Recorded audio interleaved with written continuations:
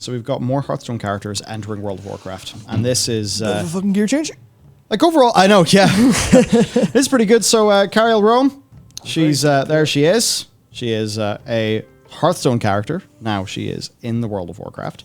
Now, to help us understand why maybe this is good, there's, well, some Dark Horse thoughts here. I mean, just for what me and Matt, I know, think.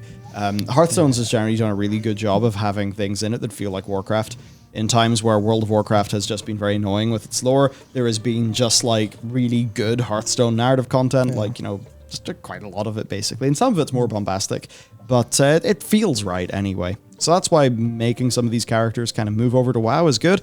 Now, I would say that elements of their backstory will certainly be canon in both games, but a lot of their actions and things, Hearthstone's the crazy, wacky alternate universe.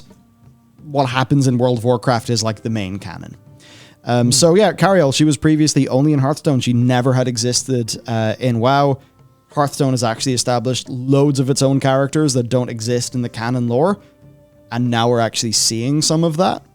Yeah, so I mean, there's just her in Hearthstone in a few different instances.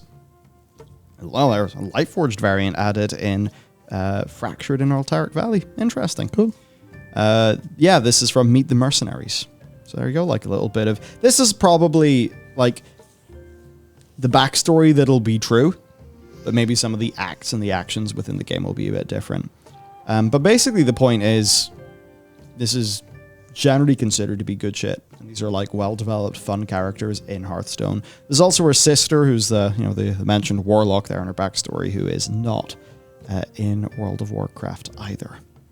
We would, though, definitely recommend that you play the Book of Mercenaries content. There's also Cornelius, who is also not in-game, but canonically will now exist because, well, how does Cariel exist without her dad existing, right? We've also got, funny enough, AFK. Very cute. So that's just, you know, that's just more of a cute joke rather than, you know, rather than anything else. But I think for Cariel, that's maybe a character who we could see have, like, little roles to play. Within the new expansion. And of course, Reno Jackson has, you know, was really a character established and, like, fleshed out in Hearthstone and has had appearances in WoW, and we believe we'll have again. There's Rafam, who is, like, the sort of nemesis of Reno, who is again going to be appearing in Dragonflight. Sir Finley Murgleton is, of course, you know, has been in World of Warcraft a few times. So we're seeing, like, these, like, good little bits of Hearthstone make it over. And that's nice. Because they generally felt really good, and Hearthstone's narrative content's, like, pretty great. Yeah, 100%. Yeah, like, it's more, you know, like, it's not going to be big, the end of Azeroth stories, or... I mean, sometimes it literally is, like, with the whole Descent of Dragons thing, but... Yeah, but they're tongue-in-cheek side adventures that are clearly like, oh, fucking hell, that was a bit ropey good thing that did happen, but it's also, like, a very, oh, the heroes were busy. And I think that's a good enough story in and of itself. Oh, the heroes are busy and there's still a world-ending threat. We need to send, like, not the kids literally, but we need to send the backup people to go solve it. Stuff like that's really cute. Really cute. Yeah. They should generally do a little bit more of it, because a little bit of blending is fine.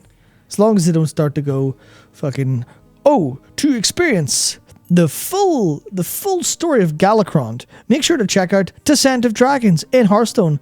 Available now for $9.99 US. Down from its usual price of $14.99. Don't miss out. Don't miss out. This is an integral part of Dragonflight. They won't do that. Nah. They definitely won't do that. I have a feeling this super was sent whenever we were talking about Ysera and Alone. From Brit Ward. I'm a theater director of 20 years. I care about story structure very much. Blizzard's writers flagrantly discard their flagrant disregard for structure angers me. Yep. Co-founder in the game studio, Thomas, is also a theater director, not of 20 years.